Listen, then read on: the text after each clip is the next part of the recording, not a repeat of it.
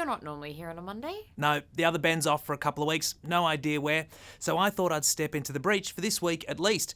He's probably sunning himself on some tropical island. Welcome to the White Lotus. Half his luck. Would be lovely to escape the cold. Yeah, well, you could follow the lead of our politicians who, just like bears, squirrels and the fat-tailed dwarf lemur, are about to go on hibernation for the winter.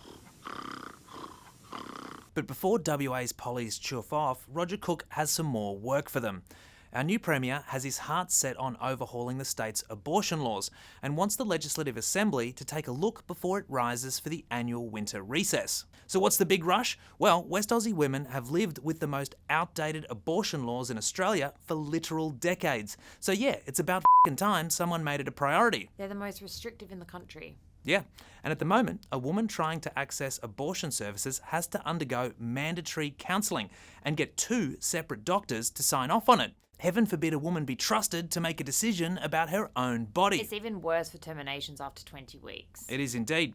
Imagine a woman has just had the standard morphology scan that happens around that time and discovers the fetus has a serious medical issue, the kind of issue that might put her life at risk if she continued the pregnancy, or that would result in a likely stillbirth or baby with a life-threatening disability. It's heartbreaking. But now she's also dealing with that 20-week deadline that forces a snap decision. And if she needs an abortion after 20 weeks, WA is the only state that then needs a sign-off from a panel of doctors appointed by the Health Minister for some reason. Of course, that reason is Christian conservative politics. Probably don't need to go down that rabbit hole. No, probably not. The proposed legislation will scrap the mandatory counselling, scrap the need for 2 doctors' approval, and increase the time limit to 24 weeks. As the former Health Minister, Cook is well aware of how significant these changes are, and his replacement in the portfolio, Amber Jade Sanderson, has eagerly taken up the torch. The government has said it'd put any legislation to a conscience vote, which is always a worry when you're talking about politicians, but let's hope our elected representatives can finally drag WA out of the dark ages when it comes to women's reproductive rights. Change is also on the way for live export. Yeah, Anthony Albanese and Federal Labor thought they had some low-hanging fruit in the live export trade. The industry has certainly had a few black eyes over the years. And because most live exports come out of WA, Labor probably figured it was a victimless crime to shut it down if it means winning inner city votes back east. But it's worth $92 million a year, with most of that going to WA farmers who feel pretty dirty towards federal Labor after West Aussie voters basically put Albo in the lodge. Shake harder, boy! Sure, the seats in regional WA were all won by Libs in the past election, but that's beside the point. I'm going to report this to me Member of Parliament. The thing is, politicians nearly always bend whichever way the wind blows. Well, which way is it blowing here? Great question. A new poll released by the RSPCA WA has found a clear majority of West Aussies are in favour of Albo's live export ban. 72% of respondents in the metro area backed a ban, and it also won support from 69% of respondents in the regions.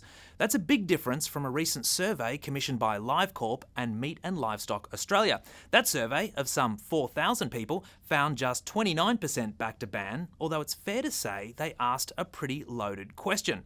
The survey asked if Australia should stop the export of live animals to overseas markets, regardless of the impacts on Aussie farmers. Now, the humble cocky is part of the nation's psyche, like bin chickens and Alf Stewart. What the flying hell do you think you're doing? So it's no surprise people didn't support it. Mr. Shoe, please. This was the same in the RSPCA survey, where a whopping 88% of respondents said the feds must support farmers in transitioning away from live exports. So, do we ban the live export trade, or do we look after our farmers? According to these very different surveys, the answer is clear. Get you a government that can do both. Some things are easier said than done. Yeah, well, you're not wrong there. Picture this. You're at Karrinyup Shopping Centre and your primary school-aged daughter looks up at you with her innocent eyes and says, "Hey Dad, what does suck then f*** me mean?" This happened to me at JD Sports on Saturday Arvo when we were shopping for Crocs, baggy cargo pants and anything with the Champion logo. Basically, all the shit kids are into these days that hasn't been cool since 1993. Our tastes are just changing so rapidly. But it's suddenly all the rage again. Oh, you know that makes you sound like an old man. Woohoo! Who's laughing now? Shut up! Very funny. Anyway, so we just made it to the change rooms with an armful of trackies to try on when the store's sound system started pumping out Ice Cream Man by the Californian rapper Tyga. Played at a volume that made the lyrics impossible to miss. The first line of the song is, "She liked to f*** me, suck me, suck me, f*** me."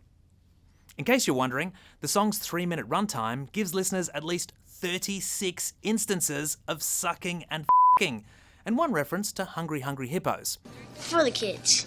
Now, hip-hop is probably the last artistic medium where rampant misogyny is still accepted and, to an extent, tacitly endorsed by fans. Shut up and take my money! And there are some stores that tap into this as part of their business strategy. So that's on you as a parent if you take your kids into one of them. But JD Sports has a literal children's section, which presumably means they'd like to sell items in that section to, children.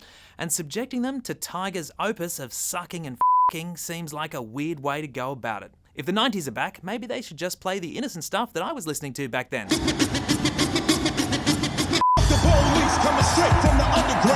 On second thoughts, maybe not.